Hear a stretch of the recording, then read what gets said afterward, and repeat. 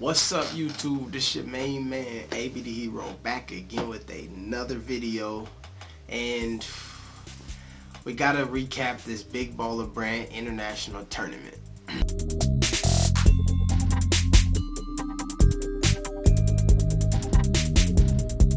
Big Baller Brand International Tournament is officially over. Now, it did not go as planned, alright. Vitotas took 3 L's, finishing in last place on the tournament.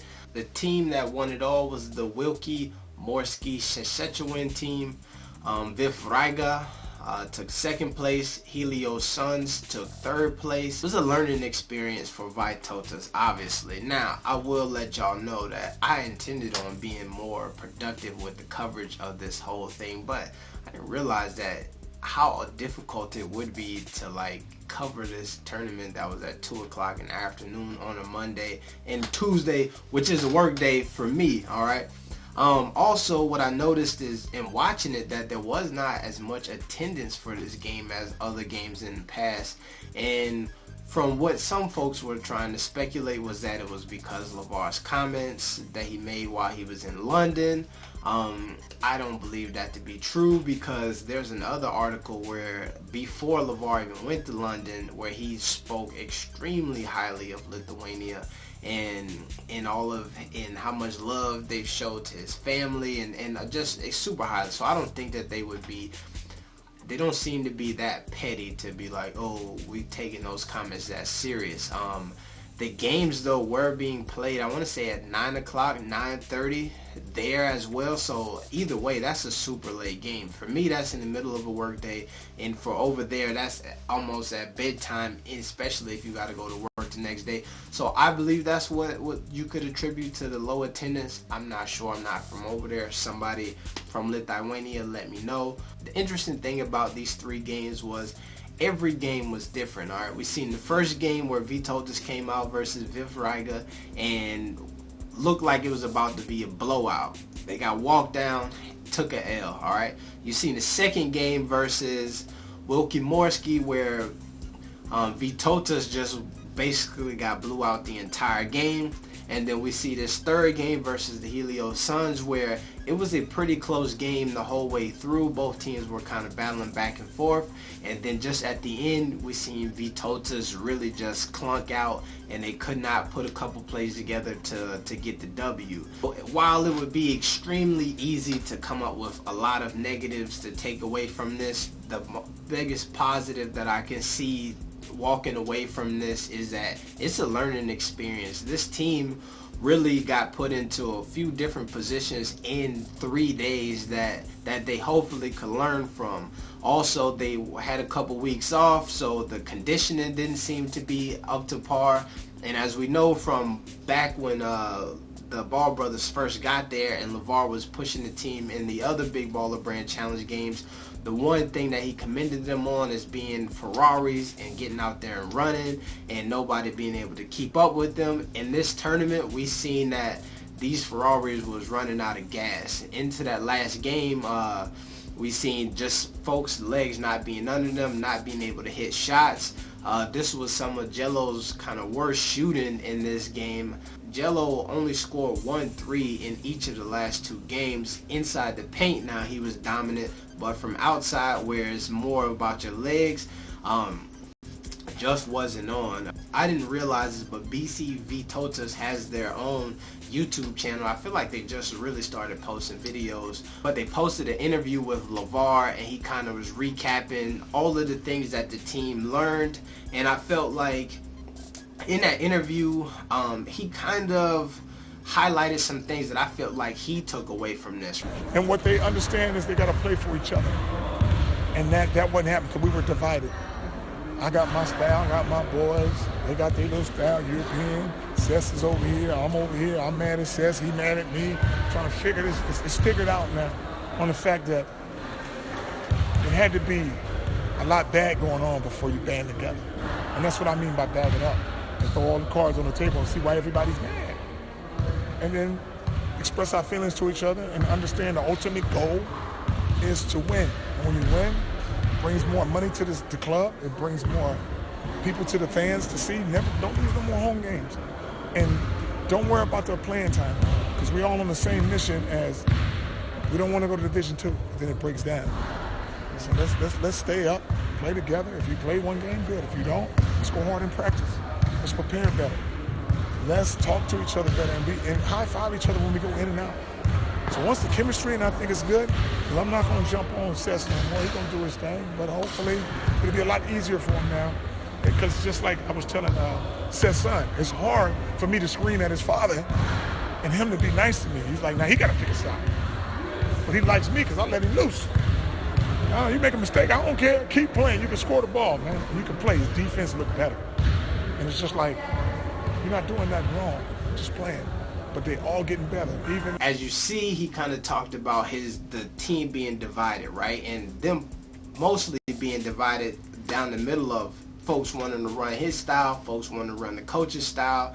The coach being mad at him being mad at the coach, and this communication. I think that for somebody like LeVar, who is so communicative and so vocal, I feel like this was a learning experience of how this communication could bring together a locker room, but then also take a locker room apart. In the final game that Vytautas played in the Big Baller Brand International Tournament, one of their best players, Thomas Dimsha, didn't play. LeVar talked about why he didn't play him and the communication around that. All right, guys helping him out now. As before, I talked to Dimsha, who didn't play. And I told him why he didn't play. I didn't like his style. I thought he didn't want to play for me because I know he was a guy who was like, man, why they shooting these raggedy ass shots? I don't want to play with you. I seen him on videos doing this. And I came and told him like a man, yo, you should have played. And the fact that you're so good. But I wasn't going to play you because I didn't feel you wanted to play for me. So I put that out there and he said, no, I never played this style. I'm from Europe. This is how we play. I said, I feel you because I know you was the man before my boys got it. And now you like, you can slide to the side for two teenagers so I can feel his pain. But that's how I talked to him, and now me and him on good terms. And I told him, we can't let no feelings get in this because now we about to do the LKF. What I was explaining to him is, we don't want to go down to Division II. So we got to start winning. And the only way we can win is the chemistry got to be together. We can't be jumping on each other's neck trying to figure it. It's figured out now where they understand everybody wants to help one another. You see how that tension could take them apart, but you see where that tension and there's some honest communication. This is what I feel, I understand what you feel, and then how that can put the team together. This is a quote that I got the other day in reference to communication. I think that this is what I see a lot in these comments, the media, especially here, is that when you're judging, it's impossible to learn. Like, you can't judge somebody and everything that they're saying and learn from them at the same time, right?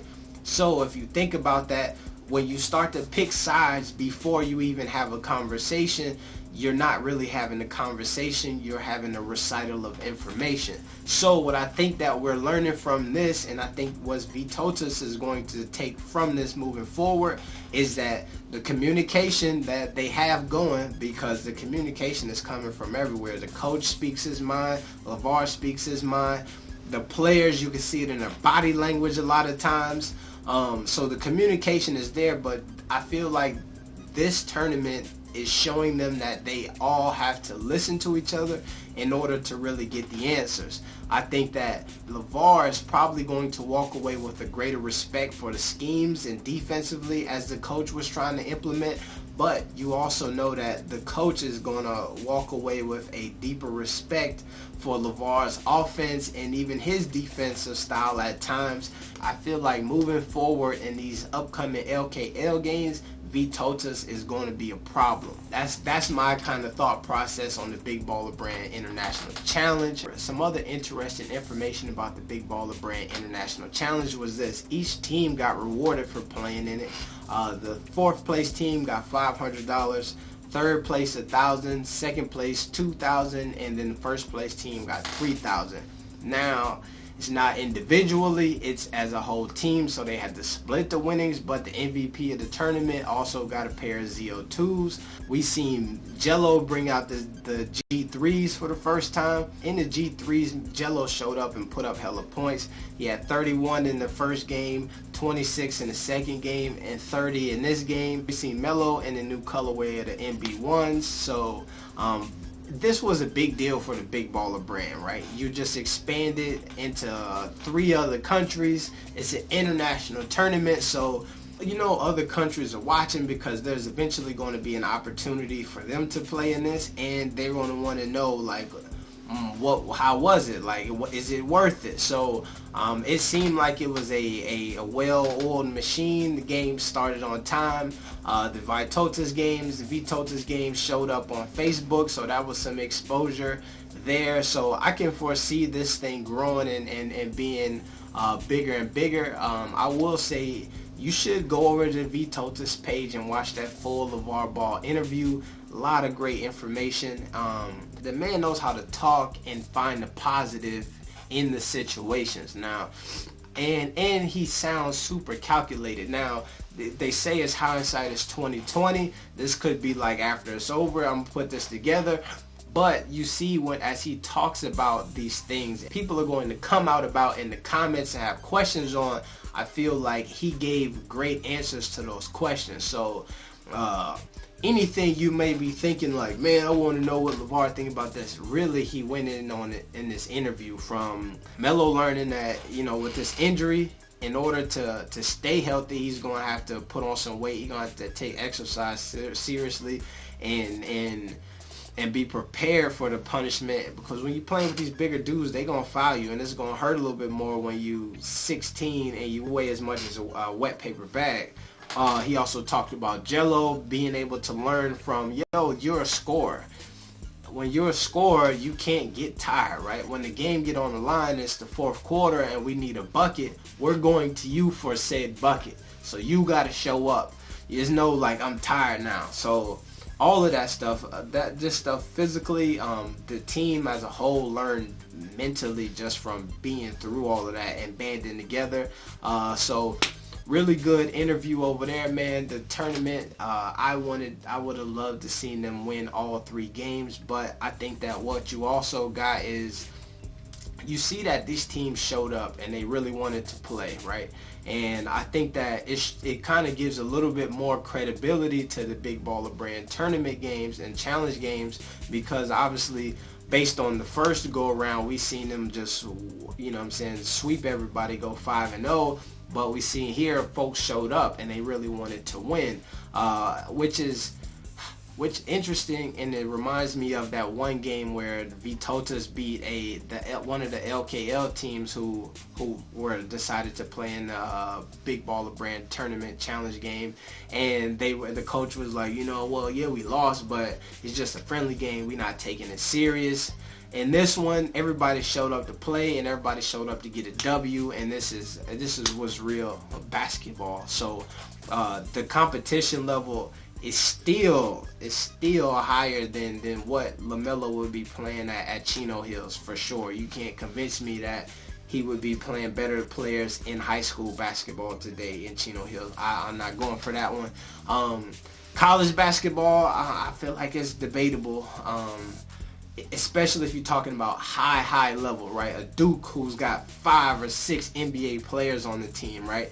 That's something there. But when you start talking about mid-majors and all these other teams where there's probably 1 or 2 players on there who's probably NBA caliber or caliber enough to go play overseas and have some impact, I feel like you're getting a higher brand of basketball, especially folks who've been playing together for extended periods of time, a little bit older in age, maturity levels. So I think it was a good tournament, man. This your main man, AB the Hero. I'm out. Peace.